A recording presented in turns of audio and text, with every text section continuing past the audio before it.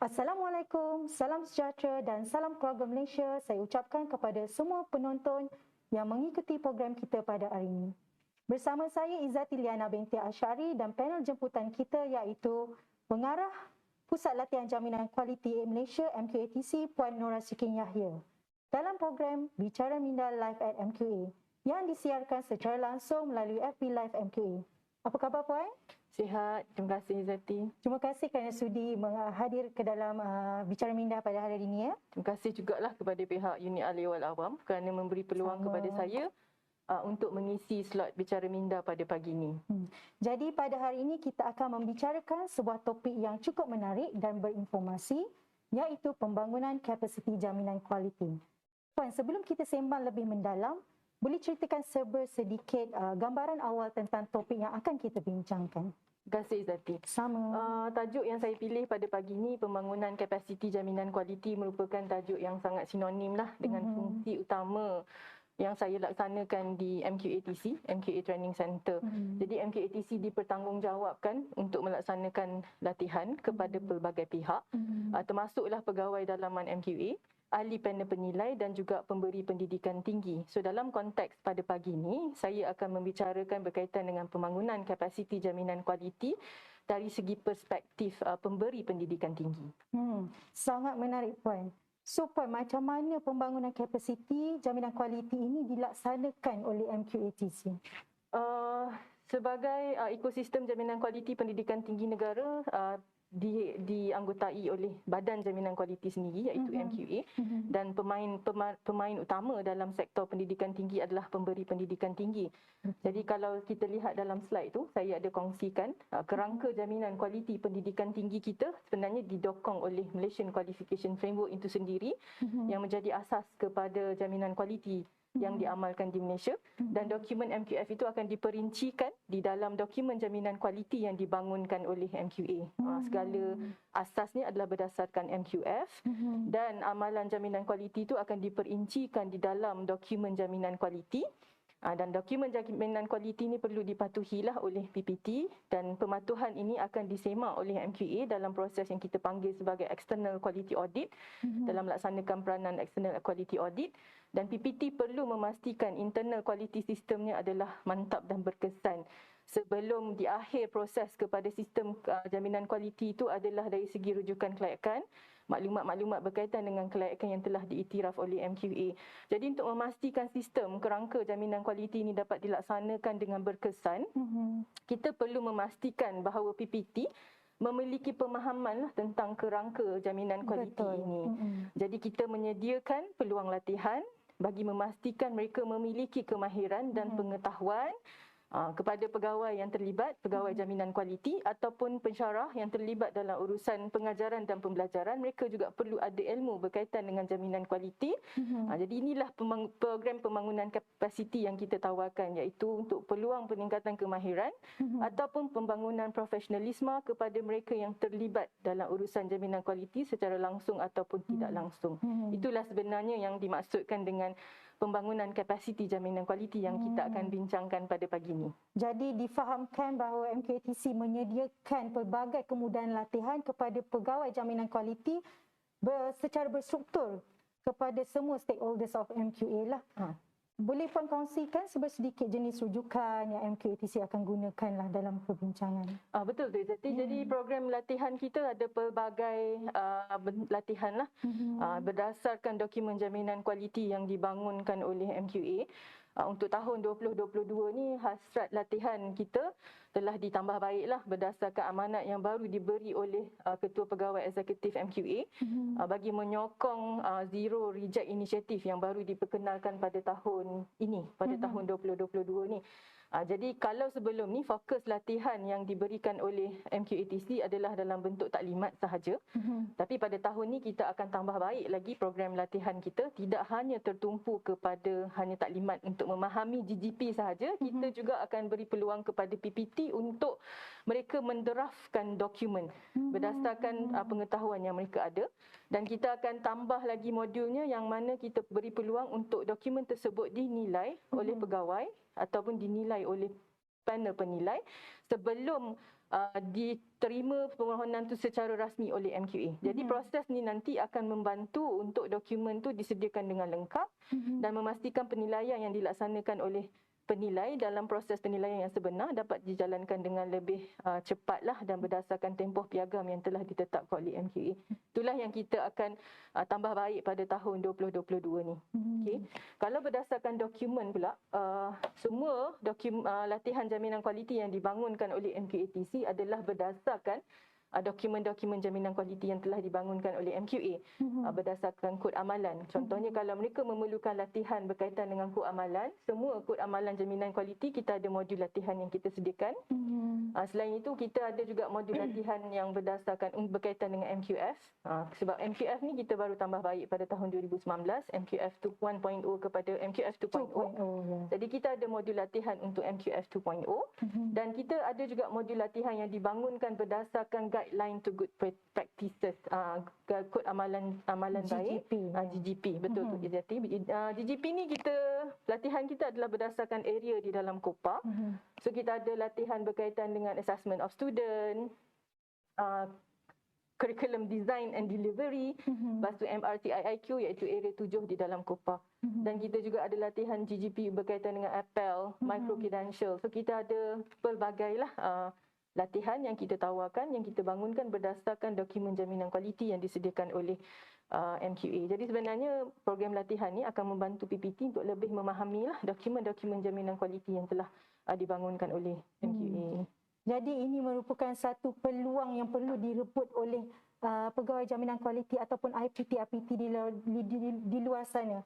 Sekiranya participate dalam latihan yang ditawarkan oleh MQATC boleh bersama-sama membangunkan kurikulum bersama pakar. Jadi penonton-penonton di luar sana boleh rebut peluang ini dengan melayari portal rasmi MQA dan klik pada MQA Training Center untuk dapatkan maklumat lanjut. Itulah saya pun ada sediakan. Jadi kalau dia pergi kat portal MQA tu ada satu link lah yang MQA Training. Dan MQA Training dalam portal tu dia boleh dapatkan maklumat berkaitan dengan MQA Training Center. Okey. Harap lepas ni dia orang bolehlah melawati portal kita tu untuk dapatkan maklumat latihan. Ada jenis bentuk-bentuk latihan yang disediakan? Kita bentuk latihan yang kita tawarkan, kita ada 3 jenis lah. Tapi saya terangkan yang 2 dahulu. Yang ketiga tu kita simpan di akhir sesi. Sebab tu macam surprise sikit lah untuk pendengar kita pada pagi ni. Kita bagi surprise sikit. Kita tawarkan program yang kita panggil sebagai public training. Public training ni biasanya MQATC tawarkan 2 kali setahun. Jadi kita jemput penyertaan daripada semua PPT daripada seluruh Malaysia lah. Biasanya kita akan sediakan maklumat di portal MQA, portal training MQATC tu kita sediakan maklumat dan kita jemput untuk mereka menghadiri program latihan di bawah public training. Ada 12 modul yang kita tawarkan. Mereka boleh menghadirilah. Jadi peserta ni nanti daripada pelbagai PPT dalam satu program latihan. Biasanya kita akan hadkan dalam 30 orang peserta lah bagi memastikan keberkesanan pengajaran dan pembelajaran. Satu lagi modul yang kita tawarkan adalah kita panggil sebagai in-house training. Jadi in-house training ni PPT yang berminat untuk mendapatkan latihan daripada MQATC boleh menghubungi kita dan dia boleh mohon in-house training dengan minimum peserta 10 orang. So dengan 10 orang peserta dia boleh pilih mana-mana modul latihan yang dia berminat dan dia boleh jemput kita lah untuk menawarkan latihan tersebut di lokasi PPT. Ni kalau dululah semasa sebelum pandemik. Tapi disebabkan oleh situasi pandemik, kita tawarkan program tu secara dalam talian. So secara dalam talian dia boleh minta mana-mana modul yang mereka berminat tu dan minimum 10 peserta dan kita akan tawarkan program yang diperlukan. So kalau in-house training ni dia lebih berfokuslah kepada PPT yang berkenaan. Semua peserta daripada satu PPT sahaja dan kita akan jemput kita punya trainer untuk mengendalikan program yang tersebut. Yang ketiga tu kita cerita kemudian lah. So ada 2 lah jenis latihan yang kita tawarkan, public training ataupun in-house training. Bermakna selain daripada latihan kepada stakeholders berkenaan dengan jaminan kualiti program, MQATC ada tak tawarkan latihan yang spesifik untuk sesebuah IPT ataupun seseorang pegawai? Certified officer? Ada. Kalau untuk certified officer ni, kita ada satu training modul yang kita bangunkan. Secara khusus, ini adalah modul latihan berstruktur. Dia ada assessment di setiap akhir latihan tersebut. Jadi program Certified Officer in Quality Assurance of Higher Education ni merupakan julung kalinya lah modul latihan secara berstruktur yang ditawarkan oleh MQATC. Matlamat kita adalah untuk memastikan pegawai ataupun mereka yang terlibat dalam urusan jaminan kualiti memiliki kemahiran yang diperlukan. Berstruktur tu maksud saya sebab ada 3 tier di dalamnya. So tier yang pertama tu kita akan terangkan berkaitan dengan kandungan program tu adalah berkaitan dengan kaedah untuk membangunkan program pengajian berdasarkan hasil pembelajaran, outcome based education. So di akhir tier 1 mereka boleh membangunkan program latihan pendidikan tinggi berdasarkan outcome based education selaras dengan keperluan MQF. Manakala untuk tier 2 kita akan bagi kandungannya antara lain memberikan pengetahuan berkaitan dengan proses untuk melaksanakan semakan kurikulum berdasarkan MRCIIQ lah, berdasarkan area 7 di dalam Kopah. Tu untuk tier 2. Manakala untuk tier 3 kandungannya antara lain akan menerangkan berkaitan dengan perspektif jaminan kualiti, tidak terhad di Malaysia sahaja, dan kita akan kongsikan berkaitan dengan amalan jaminan kualiti di peringkat antarabangsa. Itulah ada 3 tier untuk Certified Officer in Quality Assurance of Higher Education. So mereka perlu luluslah setiap assessment di setiap tier sebelum mereka boleh masuk ke tier yang berikutnya. Dan dari segi bentuk assessment yang kita bagi untuk tier pertama dan tier kedua, assessmentnya adalah bentuk bertulis. Manakala untuk tier ketiga, tier yang terakhir tu kita akan adakan sesi interview di antara peserta dengan panel yang terlibat sebagai trainer. So mereka akan diinterview lah untuk melihat dari segi pengetahuan yang dimiliki berkaitan dengan jaminan kualiti. Okey, Izzati, program ni memang kita bangunkan khusus dan ada jugalah mendapat permintaan di peringkat antarabangsa lah untuk buat masa ni. Saya rasa inilah satu-satunya program latihan yang bentuk berstruktur sebegini, ada assessment dan amat berkesanlah untuk memberi pengetahuan berkaitan dengan jaminan kualiti. Bagi memastikan program ni di tahap kualiti yang ditetapkan, selain daripada dia dibangunkan modulnya, kandungan modul ni dibangunkan oleh jawatankuasa yang dilantik daripada kalangan pakar dalam bidang jaminan kualiti, kita juga mendapatkan pengiktirafan daripada pihak SIRIM. So program kita ni disertifikkan, dipersijilkan di bawah ISO 2993 lah 2017 dan kita antara agensi latihan terawal lah yang telah mendapat persijilan daripada pihak SIRIM. Selain itu yang paling penting sekali ada HRD Corp lah. Jadi kepada PPT yang mencarum dengan pihak HRD Corp, yuran latihan ni nanti boleh dituntut melalui geran latihan yang dicarum kepada HRD Corp. So ni antara perkara penting lah, kita ada pengiktirafan daripada pihak SIRIM dan kita juga pastikan dari segi kemudahan pembayaran fee tu boleh dituntut dengan geran latihan oleh kerana MQA merupakan salah satu agensi yang berdaftar sebagai badan latihan berdaftar di bawah HRD Corp. Jadi ini merupakan ciri-ciri yang perlu dipenuhi oleh peserta yang ingin memohon sebagai QA officer. Complete tier 1, 2 dan 3. Betul. Memang satu latihan yang sangat komprehensif. Puan, agak-agak berapa lama tempoh latihan 3 tier ni Puan yang perlu dipenuhi oleh peserta? Okey, tempoh latihan dia untuk setiap tier tu, untuk tier 1 dan tier 2, program ni adalah selama 6 hari berterusan. Manakala untuk tier ketiga tu tempohnya dalam masa 4 hari. So dia punya kadar fee tu sehari dalam RM600 lah. So untuk tier 1 dan tier 2, kadar fee yang kita kenakan adalah RM3,600. Manakala untuk tier 3, kadar fee-nya adalah RM2,400. Di akhir sesi ni nanti, mereka akan menerima persijilan, satu sijil khas yang kita sebut sebagai Certified Officer in Quality Assurance of Higher Education. Dan dia sebenarnya adalah untuk memenuhi salah satu daripada area standard 7.1 dalam kita punya Kopah. So itulah sebenarnya hasrat kenapa kita menawarkan program sebeginilah. Jadi memastikan pegawai dan mereka yang terlibat dalam urusan jaminan kualiti di PPT dapat mengikuti program latihan yang berstruktur dan memastikan mereka memiliki pengetahuan dan kemahiran yang diperlukan untuk melaksanakan urusan penjaminan kualiti di PPT masing-masing. Ini penting ya untuk memastikan ekosistem. Sebab yang jadi MQA datang untuk external QA dan kita akan audit PPT yang telah ada sistem IQA yang mantap. Dan yang penting QA officer yang penuhi syarat tadi boleh menjadi satu benchmark kepada institusi yang lain. Betul, dan mungkinlah kita boleh jadikan ini asaslah untuk dalam penilaian akreditasi program yang dilaksanakan oleh MQA. Dan juga diiktiraf oleh kerajaan. Saya nak cerita pasal Nak kongsikan berkaitan dengan fee. Saya rasa boleh? perlu kita nyatakan juga ni sebab kita punya fee ni kompetitif lah, kadarnya yang kompetitif. Saya rasa tidaklah terlampau tinggi sangat ataupun ni kompetitif dengan sesuai dengan kita sebagai badan jaminan kualiti yang disegani. Untuk program latihan kita yang satu hari, kita akan charge sebanyak RM500. Manakala untuk program setengah hari, kita akan charge pada kadar RM400. Jadi macam yang saya maklumkan sebentar tadi juga Izzati, disebabkan oleh MQA adalah badan latihan yang diiktiraf oleh HRD Corp, mereka boleh membuat tuntutan kepada fee yang dibayar melalui geran latihan HRD Corp. Maknanya fee yang dikenakan adalah berpatutan RM500 dan juga per modul. Okey. Jadi untuk peserta-peserta ini akan ditrain oleh trainers yang telah dilantik oleh MQA ke macam mana Pak? Betul. Jadi kalangan kita punya jurulatih, trainer-trainer kita ni mereka merupakan pengamal-pengamal jaminan kualiti lah saya kata.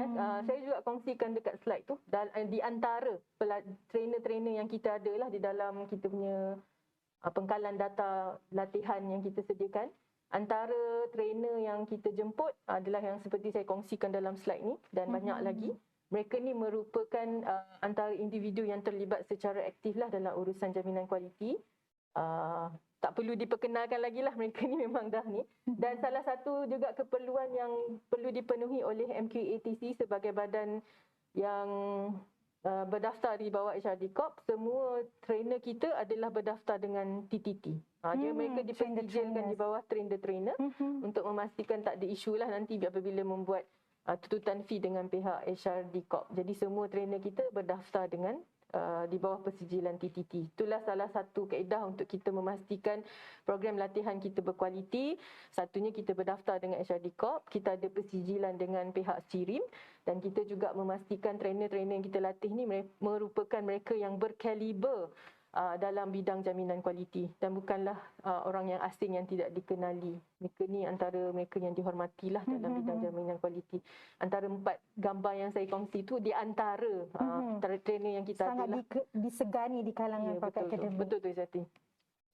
Okey, alhamdulillah Puan, kita sudah tiba di penghujung program. Kita akan petik beberapa soalan di FP Live MQA. Boleh Puan ya? Boleh.